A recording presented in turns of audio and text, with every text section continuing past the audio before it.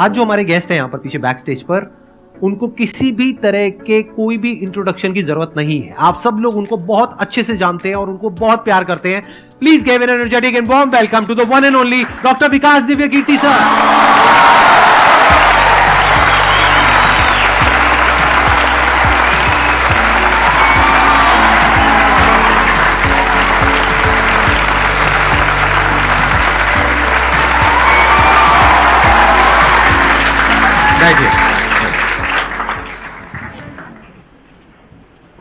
मैं सबसे पहले आपको धन्यवाद देना चाहता हूँ यहाँ पर आने के लिए। Thank you so much. क्योंकि जब से मैंने सीरीज शुरू करी है तब से हमारे कमेंट सेक्शन में कोई भी एक भी ऐसा वीडियो नहीं है जहां पर आपका नाम ना लिखा हो। कई बार मुझे ऐसा लगता है देख करके कमेंट सेक्शन को कि ये मैं अपने चैनल पे आया हूँ, आपके चैनल पे हूँ। मैं सोशल मीडिया पे बहुत कम एक्टिव रहता हूँ तो मुझे आइडिया नहीं था इस बात का, पर मैं थैंकफुल हूँ कि आपने बुलाया, इस लायक समझा कि मैं यहाँ पर आऊँ। सर प्यार बहुत करते हैं बच्चे आपको, मतलब इतना प्यार है जिसकी कोई हद नहीं है। मैं ठीक कह रहा हूँ गलत कह रहा हूँ? यस और नो? सो अब आप लोग जो चाहे जैसे चाहे इनसे क्वेश्चंस पूछ सकते हैं। सर लाइफ में जब भी कोई सिचुएशन आती है कि जिसमें दो रास्ते, एक प्रैक्टिकल और एक इमोशनल, तो बैलेंस आउट कैसे करना है? इमोशनल और प्रैक्टिकल में हमेशा विरोध नहीं होता है, कभी कभी साथ भी चल सकता है। और सिर्फ इमोशनल कुछ नहीं होता, सिर्फ प्रैक्टिकल कुछ नहीं होता, प्रोपोर्शन का डिफरेंस होता है।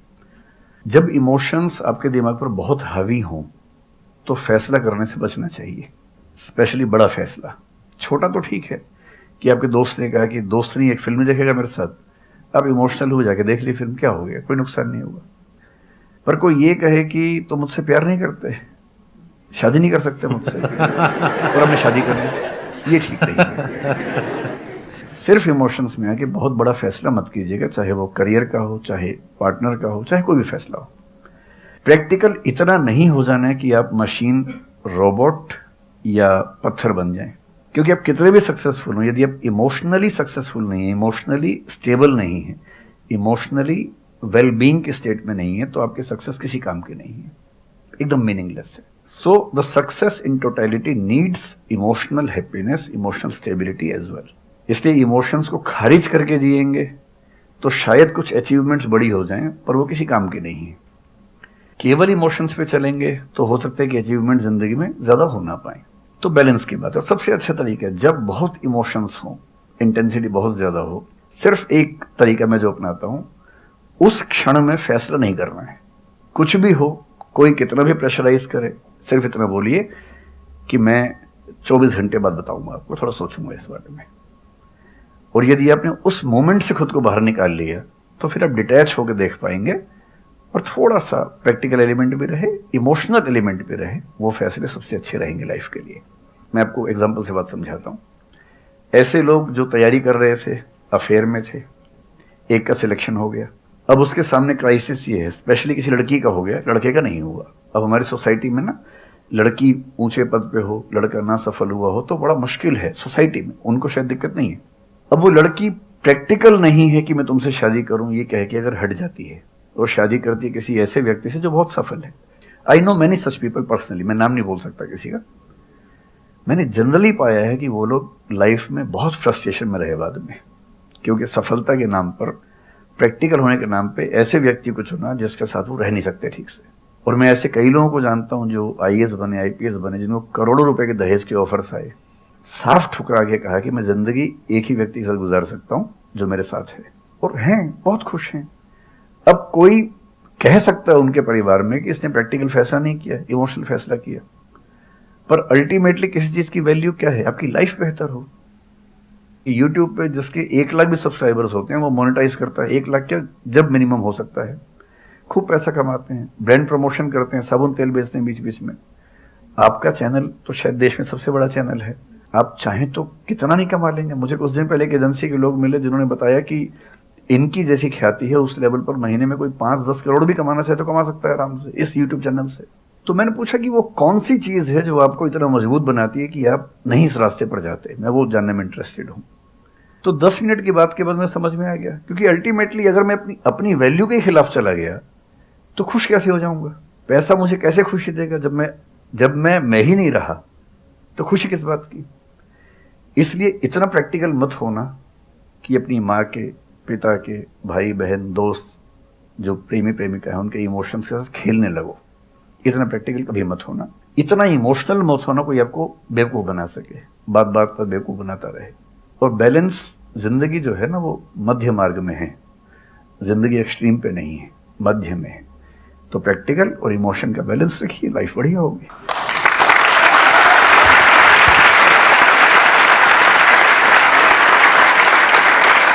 आपने सर इतने अच्छे से एक्सप्लेन किया, मेरे पास में कुछ है ही नहीं बोलने के लिए। यूजुअली मेरे पास में कुछ होता है ऐड करने के लिए, लेकिन आपने पूरा ही उसका ऐसा निचोड़ निकाल दिया। आपने YouTube पे इतना बोला कि सच में नहीं बचा होगा आपके पास। 6-7 साल पहले की बात है, मेरी एक स्टूडेंट थी जो सुसाइडल टेंडेंसी की शिकार थी उस समय। उसके घर में कुछ ऐसी ट्रेजेडी, उसकी मदर की डेथ हुई थी, और एक ऐसी ट्रेजेडी जो बहुत ही रेयर किस्म की ट्रेजेडी है, जो शेयर करना ठीक नहीं है यहाँ। तो वो मेरे पास आई और मुझे लगा कि आज मैं पहली बार किसी ऐसे व्यक्ति से बात करूं जो डिप्रेशन में है और सुसाइड कर सकता है अगले 1-2 दिन के अंदर अंदर। अब मैं परेशान था कि मैं कैसे मैनेज करूं, और मुझे मोटिवेशन की ऐसी जानकारी उस समय तो बिल्कुल नहीं थी, बाद में थोड़ा बहुत पढ़ा। तो मैंने उससे कहा कि अच्छा तुम घर जाओ, मैं कुछ देखता हूँ। फिर मैं घर गया, नेट पे सर्च करना शुरू किया। करते करते मुझे आपका एक वीडियो मिल गया, अनस्टॉपेबल, शायद कुछ आपने एक वो बनाया था उस समय। तो मैंने वो थोड़ा सा देखा, 10 मिनट का। मुझे लगा कि ये जो है ना, ये इंजेक्शन है किसी मतलब डिप्रेस्ड व्यक्ति को तुरंत मोटिवेट करने के लिए। तो मुझे ध्यान है कि मैंने उसको वीडियो का लिंक भेजा। मैंने कहा देखो, जिंदगी अपने रास्ते पे चलेगी, ठीक हो जाएगी। जब जब मूड ऐसा हो, बहुत डिप्रेसिंग हो, सुसाइडल मन करे, उस समय वीडियो देखना ध्यान से, और कम से कम उस बुरे फेज से बाहर निकल जाओगी। और फिर मैंने वो वीडियो अपने फैमिली में भी 2-3 बच्चों को भेजा, जो बच्चे उस क्राइसिस में होते थे। तो मैं बहुत थैंकफुल हूँ उन सब बच्चों की जान बचाने में क्या बात कर बड़ी भूमिका है। Thank you so much sir, it means a lot to me. ये तो आपने बहुत बड़ी बात कह दी सर, मेरे लिए बहुत बड़ी बात है ये। नहीं, कई बच्चों की जान बचाई होगी आपने जरूर। जो वो एक मोमेंट होता है, उस मोमेंट में कोई बचा ले तो लोग बच जाते हैं, वो मोमेंट क्रॉस हो जाए तो फिर चीजें बिगड़ जाती हैं। हेलो सर, नमस्ते। नमस्ते सर, बोथ ऑफ यू, मैं हमेशा से आप दोनों की बहुत फैन रही हूँ। मुझे बस ऐसा लग रहा है कि मैं सपना देख रही हूँ, मेरे लिए रियलिटी नहीं है। मुझे बस आपसे ये जानना, मैं हर मतलब एवरी डे 8 से 10 आवर में पढ़ाई करती हूँ, बट मुझे कभी कभी बहुत डिमोटिवेशन आ जाता है कि होगा नहीं होगा, क्या होगा पता नहीं। देखिए, डिमोटिवेशन अगर आपको दिन भर में 1 घंटे आता है। नहीं सर, ऑलमोस्ट टाइम पढ़ाई करने के बाद 2-3-4 दिन के बाद ही होता है, कंटिन्यूअसली नहीं होता। अगर महीने में 4-5 बार आता है और 1-1 दिन के लिए आता है, तो इसका मतलब आप एकदम ठीक हैं। अगर कोई व्यक्ति आपको ये कहे कि मुझे डिमोटिवेशन कभी नहीं होता, तो उसको इलाज की जरूरत है। आपको जरूरत नहीं है, क्योंकि जब आप अपने से बेहतर व्यक्ति को देखेंगे, आपको थोड़ा सा इंफीरियरिटी कॉम्प्लेक्स आएगा, डिमोटिवेशन आएगा। जब आप अपने से कमजोर को देखेंगे, आपको सुपीरियरिटी कॉम्प्लेक्स आएगा, थोड़ा सा मोटिवेशन ज्यादा हो जाएगा। जिस दिन टारगेट पूरा हो जाएगा, मोटिवेशन आ जाएगा। जिस दिन टारगेट पूरा नहीं होगा, डिमोटिवेशन आएगा। जिस दिन टेस्ट में आपके मार्क्स अच्छे आएंगे, आप मोटिवेशन के साथ लौटेंगे। जिस दिन खराब आएंगे, डिमोटिवेशन होगा। लेकिन ध्यान रखिए, जिस दिन आप मोटिवेटेड हैं, उस दिन आप वजह बन गए कईयों के डिमोटिवेशन की। लगातार मोटिवेटेड होना एक मेंटल इलनेस की निशानी है, और लगातार डीमोटिवेटेड होना डिप्रेशन की निशानी है। इन दोनों से बचना है। तो डीमोटिवेशन की बहुत हाइप है, इतनी हाइप की जरूरत नहीं है। थोड़ा बहुत हो, एंजॉय कीजिए उसको। और जब जब लगे कि जिंदगी बहुत खराब चल रही है, तो मैं जो करता हूँ, अजीब सा लगेगा आपको, मैं कभी कभी शमशान घाट चला जाता हूँ। सर, मैंने ये सुनी है, आपने वीडियोस में भी कहा है। सच में चला जाता हूँ, या ट्रॉमा सेंटर चला जाता हूँ देखने के लिए। ट्रॉमा सेंटर में जाके 1 घंटा बैठ के आ जाइए, मोटिवेशन आ जाएगा। और शमशान घाट में जाके देख लीजिए कि हम जैसे हमसे कम उम्र के लोग वहां जल रहे होते हैं, तो लगता है हम जिंदा तो हैं। अगर मैं थोड़ा सा कॉग्निटिव लेवल पर बात करूं, एक बहुत बड़ा साइकोलॉजिस्ट हुआ, उसका नाम है ब्रेंटानो, कभी सर्च कीजिएगा उसको। ब्रेंटानो ने ह्यूमन कॉन्शियसनेस को स्टडी किया, और उसने ये बताया कि ह्यूमन कॉन्शियसनेस की बेसिक नेचर है कि जो हमारे पास है वो हमें नजर नहीं आता, जो नहीं है वो नजर आता है। तो the consciousness of lacking something is the nature of human consciousness. इसलिए इसी बात को एक शेर में, बहुत प्रसिद्ध शेर में कहा गया है, दुनिया जिसे कहते हैं जादू का खिलौना है, मिल गया सो मिट्टी है, नहीं मिला वो सोना है।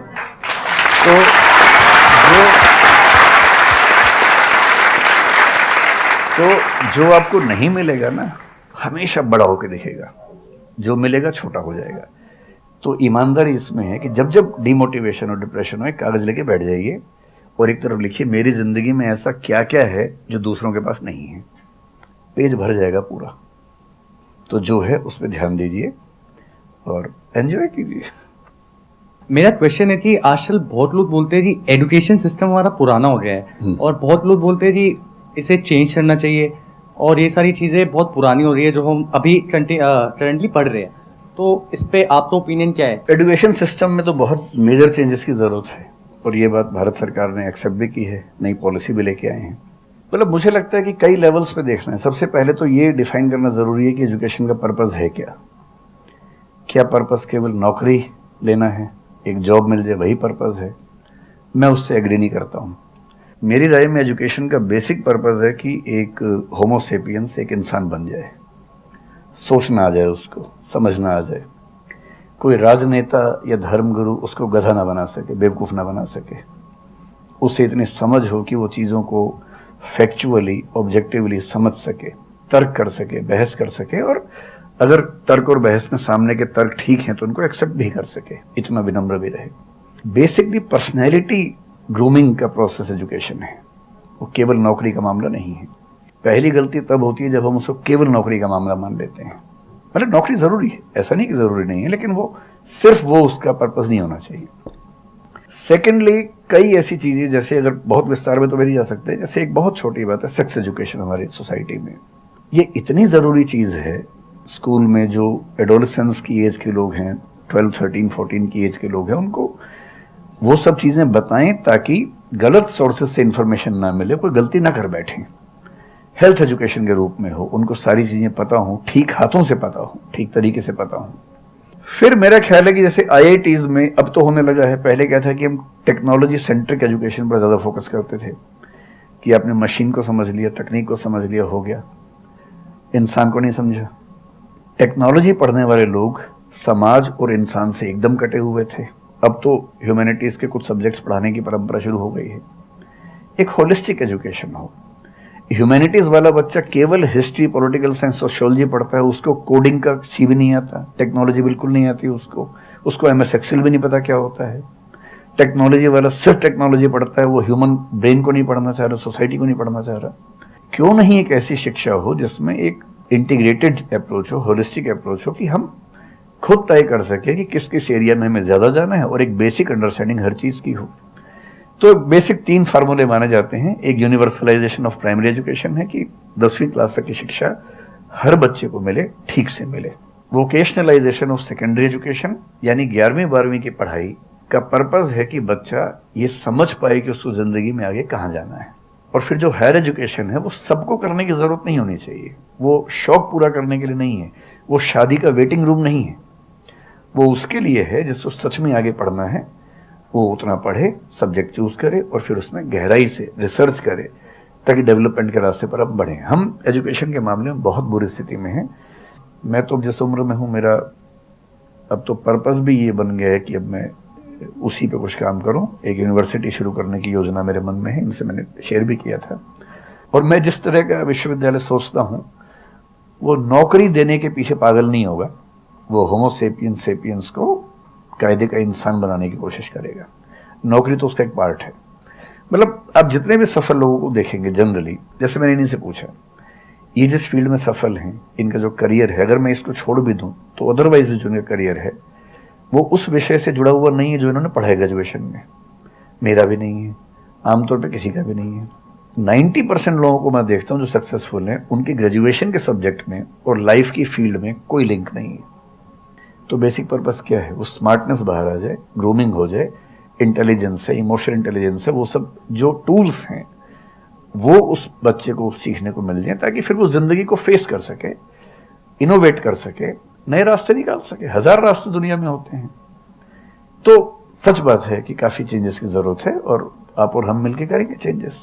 एजुकेशन वाइज अगर देखा जाए तो मैंने बहुत ज़्यादा कुछ नहीं किया है अपनी लाइफ में, बट मेरे स्टैंड पॉइंट से अगर आप देखोगे कि एजुकेशन क्या है, तो एजुकेशन का सबसे बड़ा गोल ये है कि एक इंसान का दिमाग खुले, बजाय कि उसका दिमाग इतना नैरो डाउन हो जाए कि उसको लगे कि बस यही अगर हो गया तो सक्सेस है, ये नहीं हुआ तो फेलियर है।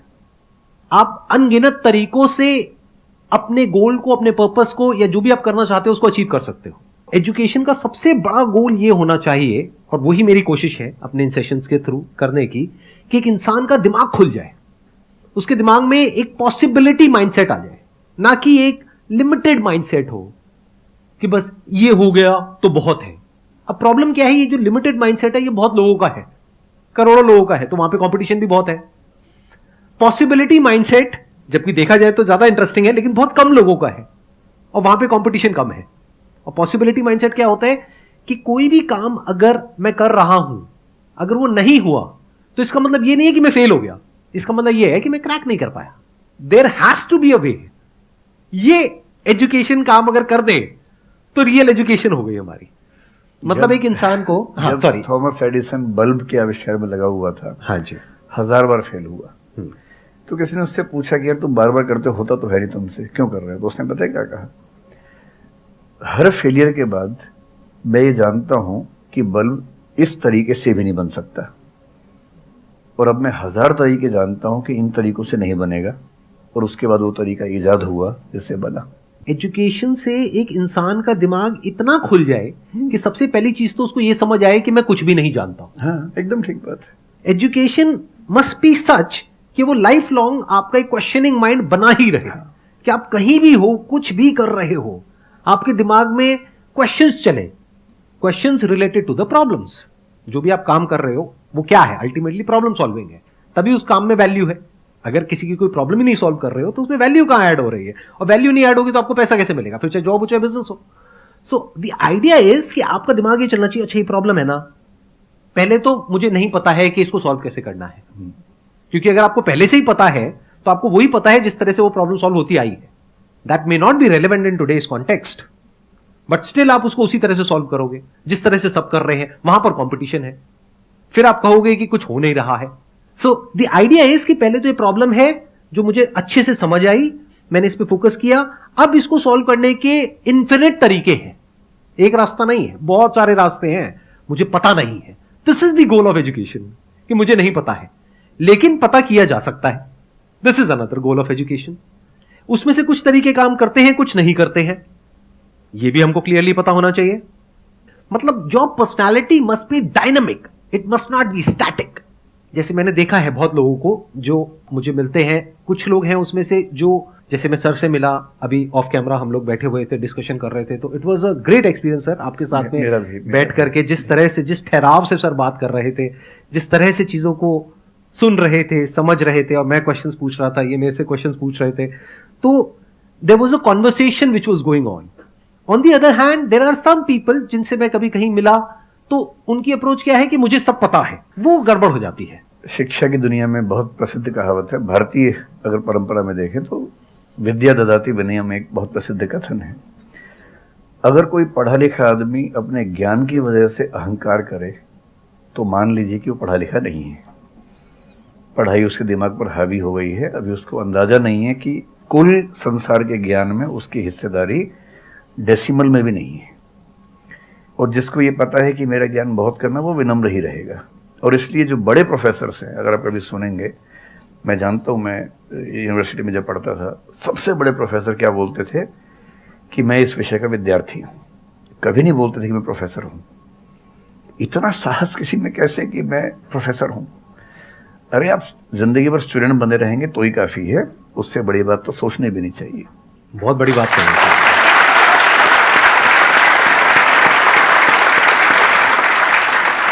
मतलब कि एजुकेशन का गोल आपको प्रोफेसर बनाना नहीं है, आपको स्टूडेंट बनाना है।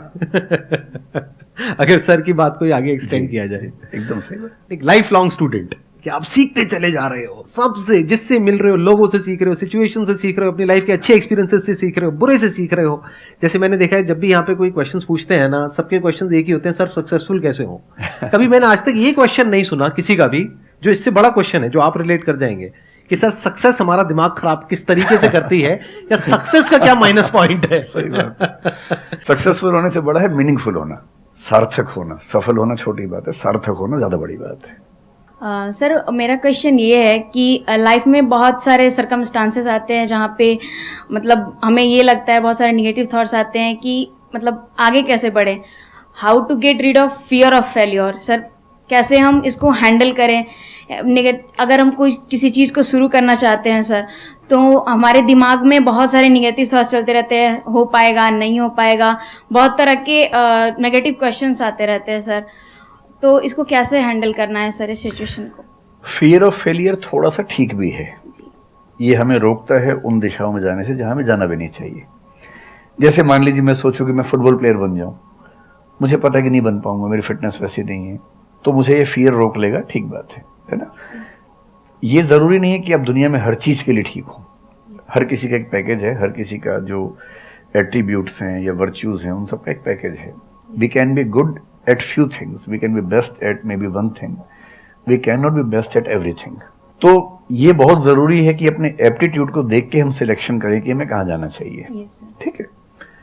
अगर सिलेक्शन कर लिया है तो फिर फियर ऑफ फेलियर होने की वजह ये है कि या तो आप जो कंपटीशन उस पर ज्यादा फोकस कर रहे हैं, अपनी स्ट्रेंथ पे कम फोकस कर रहे हैं।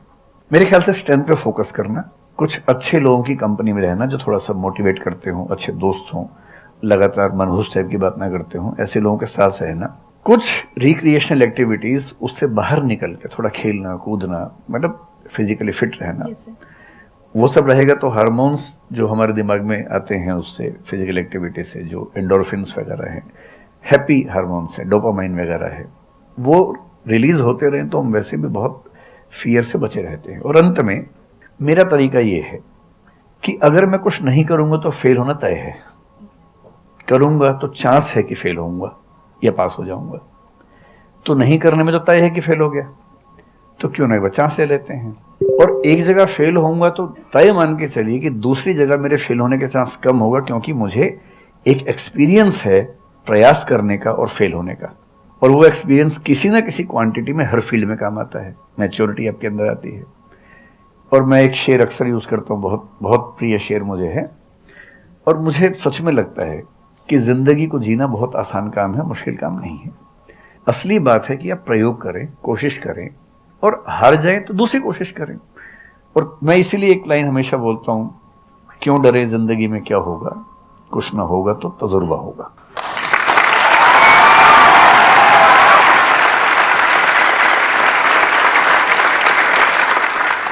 मुझे भी सर के जैसे मोटिवेशनल स्पीकर बनना है सर, पर मैं ये सोचती हूँ कि अगर मैं वीडियो बनाऊंगी, कंटेंट बनाऊंगी, तो सदीप सर को छोड़ के या फिर बहुत बड़े बड़े मोटिवेशनल स्पीकर्स हैं उनको छोड़ के मुझे देखेगा कौन। मतलब ये मेरे अंदर थॉट्स आते हैं कि अभी मेरा मतलब मैं 19 ईयर की हूँ, तो मैं जब वीडियो कंटेंट बनाऊंगी तो मुझे ऐसा मतलब मेरे अंदर ये थॉट है कि मैं कोई बड़ा आदमी नहीं हूँ या फिर कुछ बड़ा नहीं हूँ, तो मैं ये वीडियो कैसे डाल सकती हूँ, लोग क्या सोचेंगे कि मतलब तू ये तो खुद कुछ नहीं है और लोगों को मोटिवेट कर रहा है, ऐसा मेरे अंदर थॉट आता है। पहले या तो कुछ कर लीजिए जिंदगी में, उसके बाद मोटिवेट कर लीजिए, और नहीं तो मोटिवेशन एक पूरी साइंस है, साइकोलॉजी से जुड़ी साइंस है, उसको ठीक से पढ़ के रिसर्च करके उससे बात कीजिए। शुरू में तो जब इन्होंने भी शुरू किया होगा, कहाँ शुरू में लोग जानते होंगे, बड़ी लंबी स्ट्रगल होती है, किसी भी फील्ड में इतनी लंबी स्ट्रगल है। देखिए जो आदमी सफल है ना, आप ये जो हमारा वर्तमान है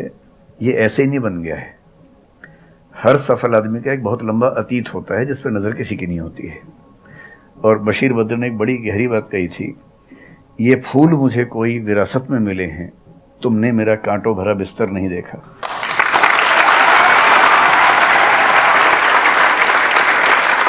कितने साल तक ये लहूलुहान हुए होंगे, रोज छिला होगा शरीर, तब जाके लोगों ने पहचानना शुरू किया होगा। लगातार काम करने से, जिसको कंसिस्टेंसी कहते हैं, परसिवियरेंस कहते हैं, बात बनती है, आपकी भी बनेगी। मैं तो कई ऐसे लोगों को जानता हूं जिन्होंने एकदम स्क्रैच से शुरू किया और उसके बाद वो टॉप पे पहुंचे। आपने अपने क्वेश्चन में दो बातें टच करी, एक कि आपको मोटिवेशनल स्पीकर बनना है, एक है कि फियर ऑफ फेलियर है। एक तो ये फियर ऑफ फेलियर को हटाइए, अगर आपको मोटिवेशनल स्पीकर बनना है तो अपने माइंडसेट को रखिए एक्सपेरिमेंटल माइंडसेट। आप ये समझिए life is like an experiment. एक साइंटिस्ट का माइंड कैसा होता है, वो ये थोड़ी ना सोचता है कि मैंने ये एक्सपेरिमेंट किया, ये फेल हो गया तो क्या होगा। उसको पता है failure is the part of success. जब तक 20-30 बार, 50 बार, 100 बार कोई एक्सपेरिमेंट फेल नहीं हुआ, इसका मतलब वो कुछ नया ट्राई नहीं कर रहा, इसका मतलब वो तो रिपीट कर रहा है। जैसे स्कूल में बच्चे करते हैं लेबोरेटरी में कि बुक में देखा बस उसको कॉपी किया, तो दोनों में फर्क हो गया ना। एक है कुछ नया डिस्कवर करना, कुछ नया क्रिएट करना, एक है जो क्रिएट हो चुका है उसको रिपीट करना। तो you are talking about becoming a motivational speaker. तो अगर आप मेरे जैसे बनेंगे तो कोई क्यों देखेगा आपको? आपको तो अपने जैसा बनना पड़ेगा ना। तो अब उसमें क्या करना पड़ेगा? अब आपको क्या पता कि आपके अंदर ऐसा क्या है जिसको लोग देखना चाहें? उसके लिए तो एक्सपेरिमेंट करना पड़ेगा, ट्राई करना पड़ेगा। एक तरह से आप वीडियो बना के डालोगे, कोई नहीं देखेगा। दूसरी तरह से बना के डालोगे, कोई नहीं देखेगा। फिर तीसरी तरह से, फिर चौथी तरह से। हो सकता है 6 महीने बाद, 1 साल बाद, 2 साल बाद जा करके कहीं थोड़ा सा कुछ ऐसा क्लिक हो जाए जो हो सकता है आपको लग रहा था कि शायद ये नहीं होगा और वो क्लिक हो जाए। बट ये सब होता उसी के साथ में जो कुछ कर रहा होता है, जो कुछ ट्राई करता है। जैसे ट्राई करोगे तो हो सकता है हो जाए, नहीं करोगे तो पक्का है नहीं होगा, जैसा भी सर ने थोड़ी देर पहले कहा था।